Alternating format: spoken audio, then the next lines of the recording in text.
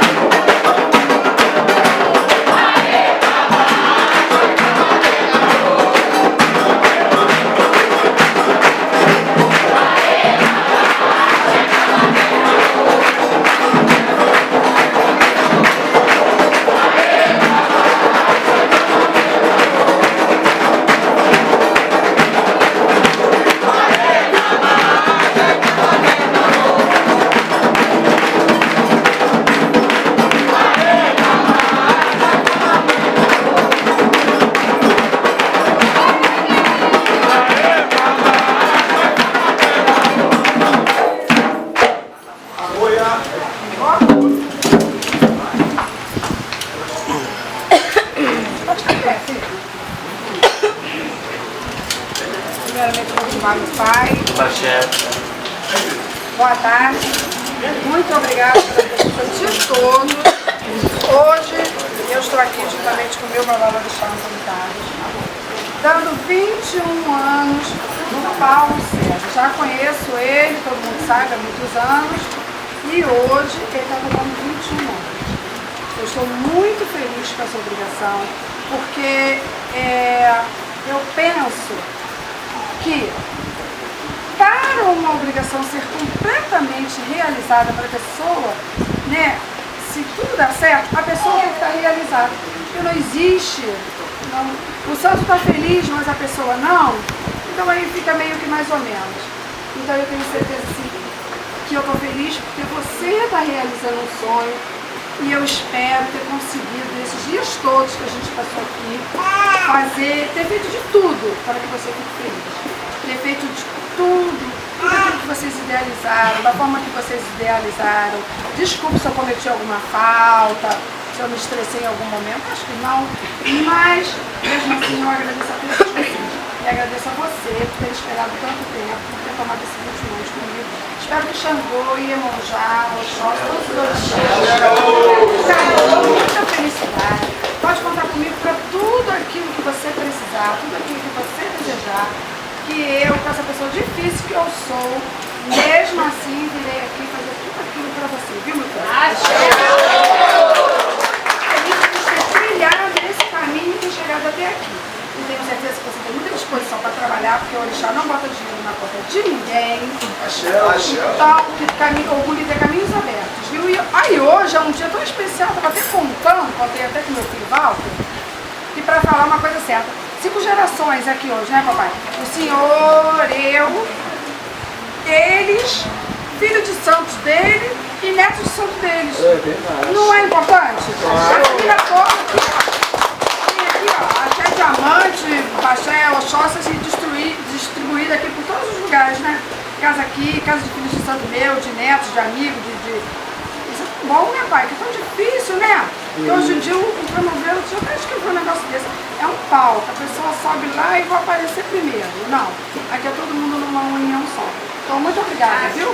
Muito obrigada. Vem me acompanhando ontem na casa do meu filho de Santo Washington, que está aqui, que teve em Beté lá, teve aonde, ficou lá, saímos de lá de madrugada. Estamos aqui, viu? Que algum dê caminho para você, para mim, para meu pai,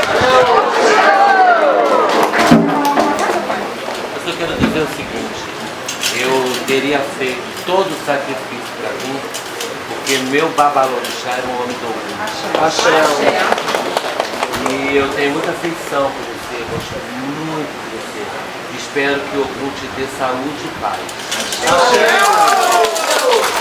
E fico feliz com todas as gerações, sabendo que eu tô ficando velho, né, gente? Netos, bisnetos, filhos, tetranetos. Mas estamos aí, né, meu lindão? Axé! Paz e sossego. Axé!